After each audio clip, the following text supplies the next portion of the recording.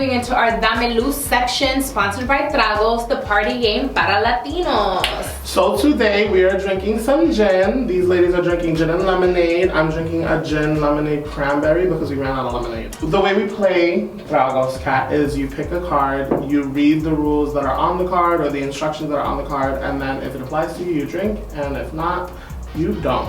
So I'll kick it off. If you ever thought someone was your primo, tío, or tía, and later learned you weren't actually related to them, take 2 sips. I'm just gonna take a gulp. Cheers. Cheers. All right. Can I tell a story? Mm-hmm. My mother is known as like the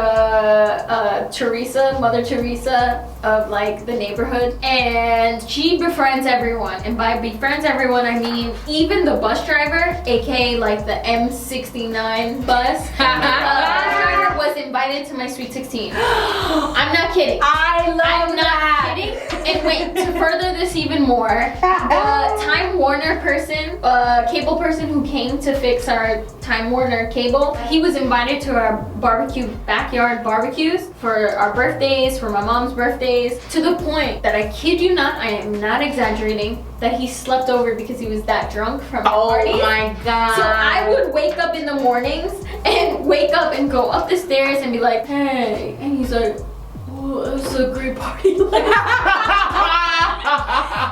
would be like, oh, so who's he? And I was like, oh, that's my tío. Who's he? Oh, that's my primo. Who's that? That's the cable guy. And people would be like, no, really? And I'm like, Really? if you need to hook up with time. Anyways, that's just to hilarious. yes. Okay, wait, my turn, yes? Yes. Which is better, Halloween or Dia de los Muertos? Losers takes 30 shares.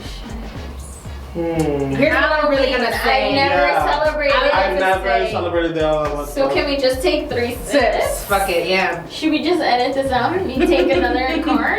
Or no? You can still take another card. If you're constantly trying to get your non-Latino friends to end the night at a salsa, cumbia, or banda club, take 2 sips. I have no non-Latino friends.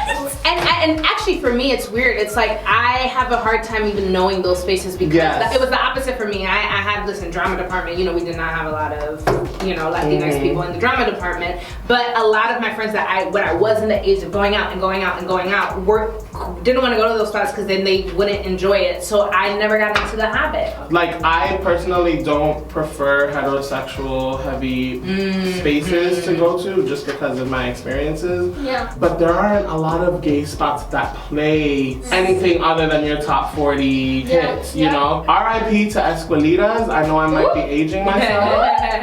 Escuelitas used to be that shit back in the day. They used to go, and they would go through it. It would be like pop, then it would be salsa, then it would be bachata, then it would be hip hop, then it would be reggae. It was a dingy place. There were blowjobs going on in every corner. There was money on the walls, but it was popping. Yes. What instrument did El Chacal play? You just said it. You just said it.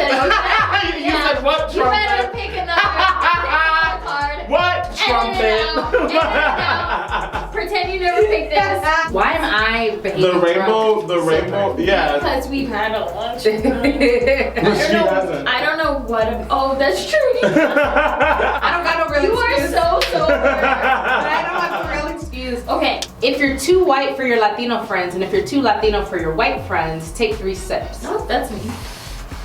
So you feel like you are too white for your Latino friends? So that's She used to be, I even used to call Julissa my white Dominican. Yeah. So Yeah. Conversation, yes. My nickname growing up in some circles was Hillary Clinton, which I super resent now. Like back in the day, I was like, well, she's a powerful woman in politics. I gotta hear it. Not knowing anything really about her except that she was Hillary Clinton. Yeah. Because I've always talked like this. And I hate the way we associate speech with intelligence level or race. Like, you know, if you talk like this and you're talking white, especially, and I'm talking like elementary school, middle school, like my whole life that has followed me as a thing. And I'm not good at dancing salsa, bachata, and all that stuff. And there's so many things in which I lack. And so they're like, yeah, you're white. My white friends obviously are like, you're not white. I don't care how many Beatles songs you listen to. I don't care. I am the best salsa dancer in front of my white friends. Yes, right?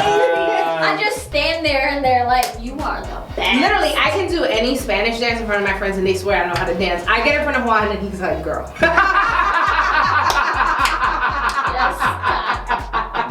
Listen, one of my favorite memories is us going to a beginner salsa class together. Ay, Dios. It was very messy. It was very, very messy. People really don't understand that it just doesn't come naturally to everyone. It doesn't. Which I don't understand. Okay, let me explain it. But as someone who, my issue, I cooked the Latino part of me, I dance it, I sound it when I speak English for the most part, but my fluency is not there. So we all got our little... Sorry to make everything so deep, but when I was younger, I definitely used to be that kid who used to dance, like, you know, during the family functions. And then there came a point where I think I was sexualized. And then dancing with men became something that made me really uncomfortable. And then I retreated. I was like, I'm not dancing anymore. Like, I don't want to dance. Which then stunted my dancing abilities. Which then became like, Catherine, ¿por qué no estás bailando? And I'm like, oh, dance. Yeah. And then it became this thing. And then I stopped dancing as a whole. Which then became, I don't really know how to dance salsa properly because I was cute when I was little and I was like, dee, dee, dee. Yeah. Which means today, I don't actually know how to dance salsa.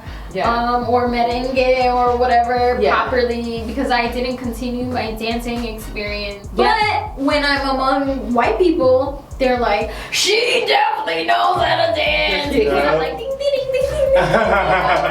That's all I know. Yeah, I had a similar experience actually. I think that I was always a dancer. Like I will never forget, we went to Disney World and we were in Animal Kingdom and we were in the Africa section. There was a group of African drummers, like, you know, they just, you know how sometimes they do pop-up entertainment throughout the park, and so they're going, and I swear I was a shit. I'm like popping and doing shit. So I mean that to say, like, even outside of the fucking family house, any place you put me and there was music, it was time to get busy. My family never told me I don't know how to dance. so Can I also reveal the fact that you come from very, is it Pentecostal? Oh, no, Seventh-day Adventist, which is even which is Seventh-day Adventist background. Right. Y'all dance in a very different type of way, like yeah, like we're not, because we're not, and so in the Seventh-day Adventist religion, actually you're not supposed to dance. Period. No, you're not supposed to dance. But there was an era in time where my parents weren't going to church heavy, and so there's certain things that we bypassed, right? Well, the real issue there is that they never told me I didn't know how to dance, right? And so when that moment of sexualization came, I understood what it was because my mom always cautioned against men. But I was never like, oh shit, like, you know, feeling uncomfortable about men wanting to dance with me because people didn't want to dance with me because they didn't find me attractive in that way necessarily growing up. So I didn't have that experience. But really it was when I got to late middle school years and high school years, and with the same enthusiasm, I would dance. And so I joined the hip hop dance crew in middle school because I swore that's where I should be. And I could never get the choreography right. Like I was always all the way in the back, like, and they had to let me participate. Like they couldn't kick me out. There was one show literally like towards, and I quit after this. He could not put me in the choreography piece. I was just fucking up the whole dance. So he was like, Julissa, here's what I'm gonna do. We're gonna give you a song at the top of the show. You'll go first and you'll just dance however you want. We're gonna start. We are gonna start high, and then we are gonna land. So, I will never forget the beginning of the choreography because I worked so hard on it in my bedroom. So I decided to do Justin Timberlake, Like I Love You, right? So I started and I was wearing a Michael Jackson like hat, and then the curtains open, and here I am.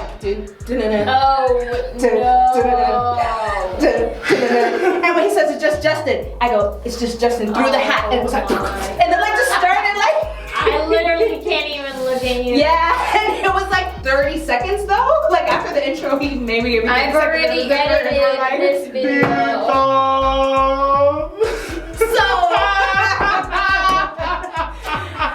And then I quit afterwards because I had some other girl, like my friends, because it was this performance for the whole school, my friends were like, you tried. So that's how I knew. So anyway, you can dance. You can't, bitch. No, you can't. All right, thank you so much for playing with us today. I had a great time.